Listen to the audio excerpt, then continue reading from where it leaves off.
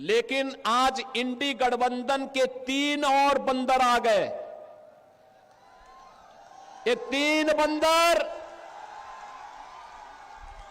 पप्पू, टप्पू और अप्पू के नाम पर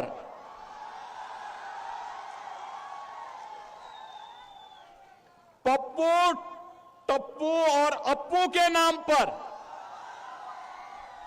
पप्पू सच बोल नहीं सकता, अच्छा बोल नहीं सकता, टप्पू अच्छा देख नहीं सकता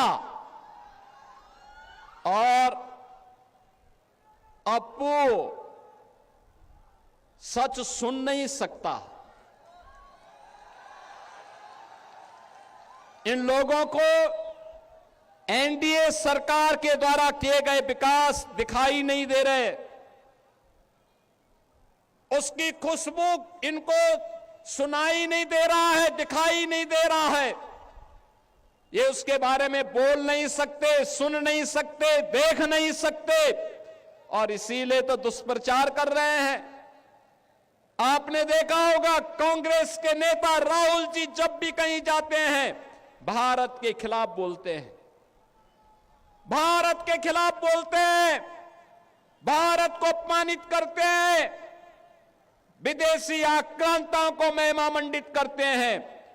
और ये सभी, ये जो 3 इंडी गठबंधन के 3 बंदरों की जोड़ी है, बहनों और भाइयों, ये 3 बंदरों की जोड़ी ये बिहार में खानदानी माफियाज को गले लगा करके अपना शागिर्द बना करके बिहार की सुरक्षा में सेंध लगाने का काम कर रहे हैं।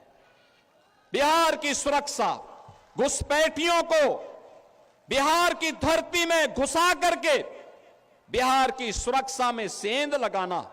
क्या हुआ था आरजेडी की सरकार के समय, क्या हुआ था आरजेडी की सरकार के समय? बहनों और भाइयों, आरजेडी की सरकार के समय में यहां पर बिहार के अंदर 70 से अधिक नरसंहार की घटनाएं हुई थी, 76 से अधिक नरसंहार की घटनाएं। इन्होंने जातीय संगठन खड़े किए थे, बिहार में जाति को जाति से लड़ाते थे, पर्व और त्योहार नहीं होने देते थे, बेटी असुरक्षित, व्यापारी असुरक्षित, नौजवान के जीवन के साथ खिलवाड़, कट्टा बंदूक लेकर के बिहार की पूरी व्यवस्था को इन्होंने धूमिल करने का काम किया था। बहनों और भाइयों, ये वही लोग हैं जो आपको तो जाति के नाम पर बांटते हैं, घुसपैठियों को आमंत्रित करते हैं, आपकी आस्था के साथ खिलवाड़ करते हैं और फिर राष्ट्रीय सुरक्षा पर सेंध लगवाने का काम करते हैं। बहनों और भाइयों, मैं आज आप सबसे ये कहने के लिए आया हूं, एक केवटी विधानसभा क्षेत्र आपने देखा होगा, यहां पर से अशोक यादव विधायक रहे हो या फिर आज यहां पर भारतीय जनता पार्टी के मुरारी मोहन झा वर्तमान विधायक के रूप में, अब यहां कोई भी दंगा नहीं है, कोई नरसंहार नहीं है, कोई अराजकता नहीं है। अब तो हमारी मिथिला भी चंगा है, चंगा है, विकास के पथ पर अग्रसर बढ़ने का काम कर रही है। और फिर भला क्यों नहीं विकास होगा, क्यों नहीं खुशहाली होगी? ये धरा तो बहुत महत्वपूर्ण है। बहनों और भाइयों, ये धरती इतनी महत्वपूर्ण है, इतनी पवित्र धरती है। ये धरती, यहां पर हम लोग जब मैथिल कवि कोकिल विद्यापति की बात सुनते हैं तो हमें स्वाभाविक रूप से इस धरा का स्मरण हो आता है। बहनों और भाइयों, महाराज कामेश्वर सिंह, जिनके शासन में संगीत, शिक्षा, कला और संस्कृत विद्या के प्रचार प्रसार के लिए कार्य हुआ, ये धरती उनकी पावन धरा है। हिंदुस्तानी शास्त्रीय संगीत की जो एक विशिष्ट विधा है, दरभंगा घराना, ध्रुपद शैली, इसका जन्म भी इसी दरभंगा में हुआ है। और यही नहीं, मैथिली भोजपुरी संस्कृति के छठ पर्व को पहचान दिलाने वाली, पद्म पुरस्कार से सम्मानित शारदा सिन्हा की ये धरती है। और यही नहीं बहनों और भाइयों, यहां की मैथिली भाषा अटल जी के समय में संविधान की 8वीं अनुसूची में शामिल हुई। मधुबनी पेंटिंग और मिथिला की पारंपरिक संस्कृति यह आज पूरे भारत को अपनी ओर आकर्षित करती है। यही नहीं, भारत के संविधान के सभा के अध्यक्ष, देश के पहले राष्ट्रपति डॉक्टर राजेंद्र प्रसाद जी इसी दरभंगा में उन्होंने अपनी पढ़ाई की थी। और ऐसी पावन धरा पर आज मुझे आने का अवसर प्राप्त हुआ है।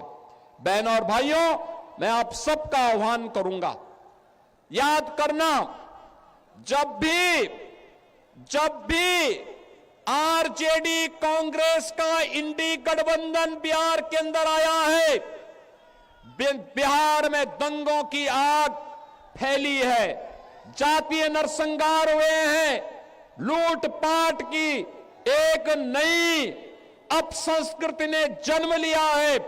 यहां पर अपहरण एक उद्योग बना है। लेकिन अब हम अपने बिहार में इस प्रकार की अराजकता को फिर कभी नहीं आने देंगे। और इसके लिए मैं मिथिला के वासियों का आह्वान करने के लिए आया हूं, अयोध्या का संदेशा लेकर के आया हूं। और संदेशा यही है कि एनडीए की सरकार फिर से बिहार के अंदर आनी चाहिए। नीतीश जी के नेतृत्व में फिर से बिहार के अंदर एनडीए की सरकार बने। हमें घुसपैठ नहीं होने देनी है, घुसपैठियों को नहीं आने देना है। जैसे कश्मीर में धारा 370 को समाप्त करके कश्मीर में पाकिस्तानी तत्वों को मार मार करके, खदेड़ करके बाहर किया गया है, ऐसे ही हम अपने सीमावर्ती क्षेत्रों में घुसपैठियों को निकाल करके बाहर करके, और जो भी आपराधिक गतिविधियों में लिप्त होगा उसकी संपत्ति को जब्त करवा करके गरीबों में बंटवाने का काम भी करने का काम एनडीए की सरकार करेगी। बहनों और भाइयों, मैं तो आपसे ही कहने के लिए आया हूं, यही अंतर है आरजेडी और कांग्रेस में और एनडीए में।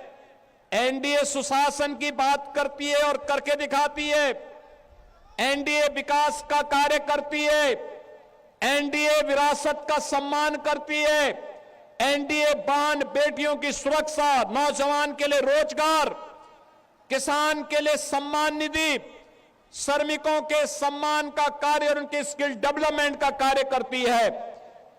तो आरजेडी और कांग्रेस के लोग अपहरण को उद्योग बनाते हैं, पेशेवर माफिया को अपना शागिर्द बनाते हैं।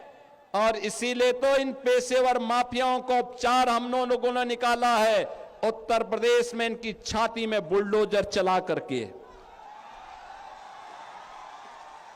आज उत्तर प्रदेश माफिया विहीन हो चुका है।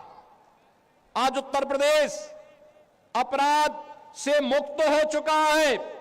आज उत्तर प्रदेश में न दंगा है और न ही कोई अपराध।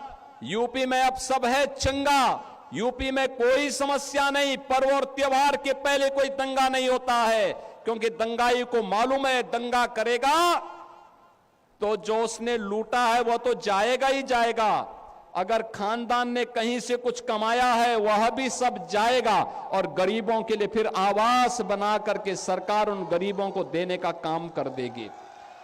बहनों और भाइयों, यहां पर आप फिर से एनडीए के प्रत्याशी श्री मदन मुरारी झा को विजयी बनाइए।